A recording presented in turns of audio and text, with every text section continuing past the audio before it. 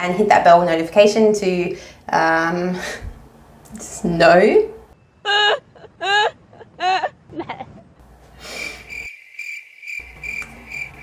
And hit the bell to be notified when I post a video.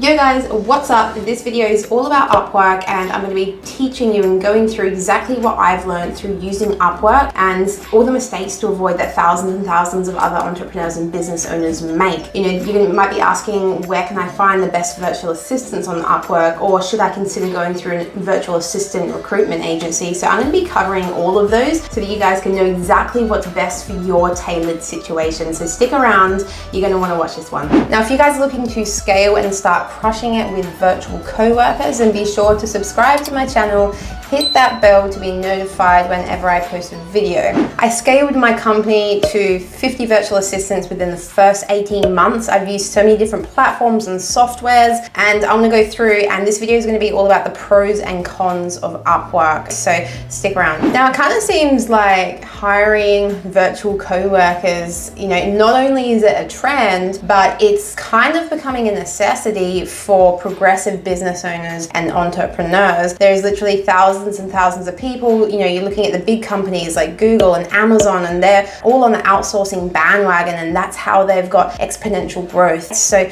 all these other people are now seeing the trend here with virtual assistants. So what is Upwork used for? So Upwork is a platform where virtual assistants or virtual co-workers or freelancers, whatever you want to refer to them as, I'm just putting it all under the same umbrella. It's where freelancers are going with, you know, they might be generalists, virtual assistants, all the way up to digital marketing, like super skilled specialists and virtual assistants on there. So they've got their profiles on there, and then business owner comes along, they have a job, they have something project based, and then they go on there and they can post and add a description with exactly what they're looking for, what their budget is, and then a bunch of freelancers come along and they can apply for that job as well. And vice versa, you can also go out and look at profiles and reach out to other people who might have those qualifications there. So it's a huge database. So this is going to lead me into my pros now, guys. So my first pro for Upwork is the fact that it's got such a massive database. There is just so much talent on there and so much range. So anything that you are looking for, you likely will be able to find on there. Now this takes me to my next point about the second pro. So I'm going to go with costs. Budget-wise, so whatever your budget is, you are going to be able to find something on Upwork. I don't think they go lower than like $3 per hour. So it's probably starting around the $4 or $5 hour mark, all the way up to $160, $170, maybe even $200 per hour, depending on the specialty skill. So the range there is massive. There's just so much to choose from. With anything that you want, you know that you'll be able to find it there.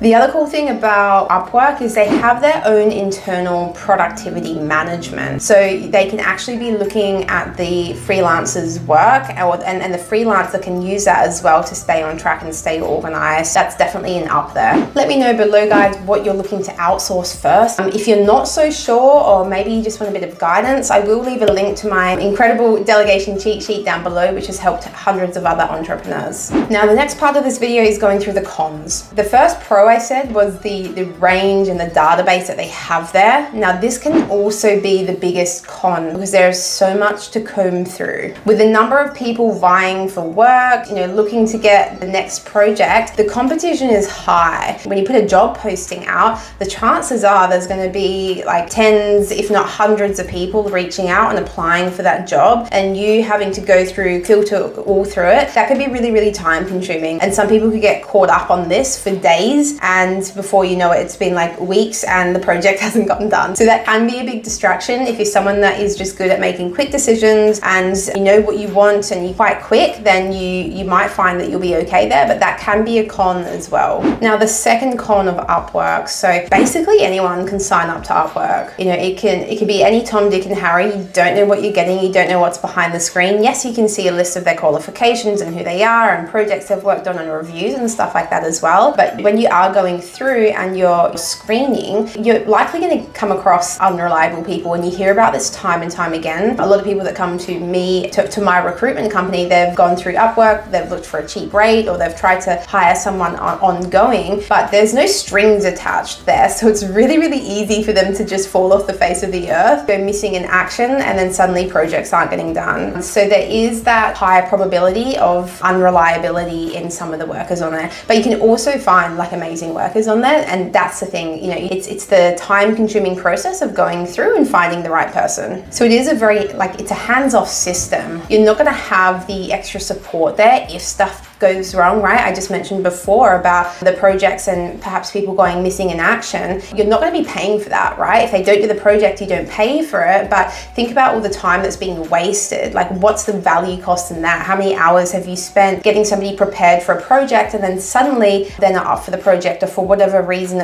they're not following through with it? So that's a pretty big con I found with Upwork.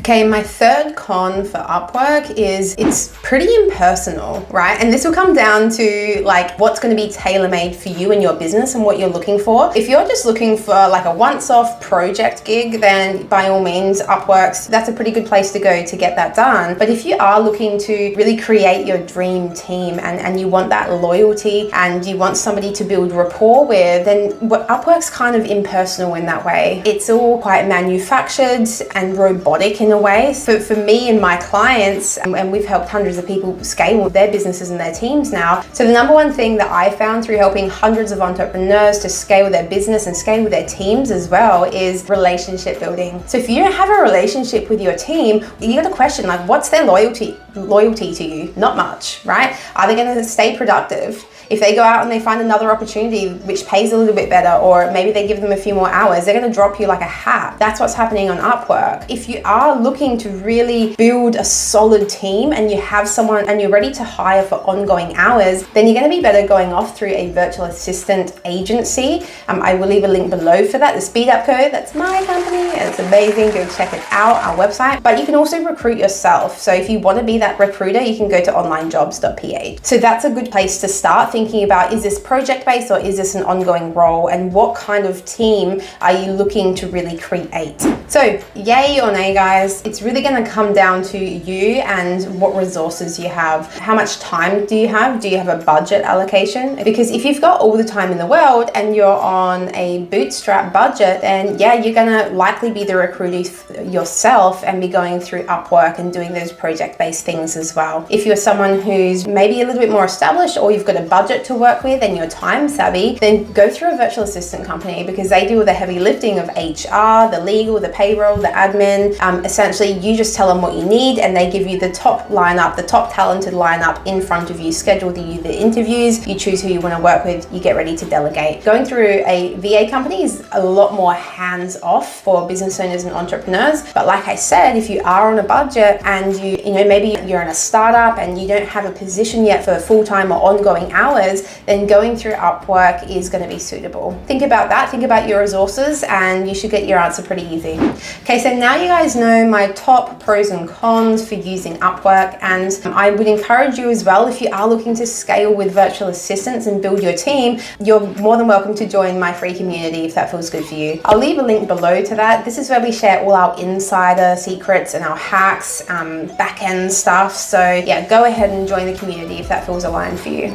And be sure to check out my last video, guys, all about virtual assistant salaries and how to keep your staff productive. It's a real cracker. Go check it out. And again, if you did like this, I would appreciate if you would subscribe and like. That's going to help me out a lot. Thank you so much, guys, and thanks for giving me your time.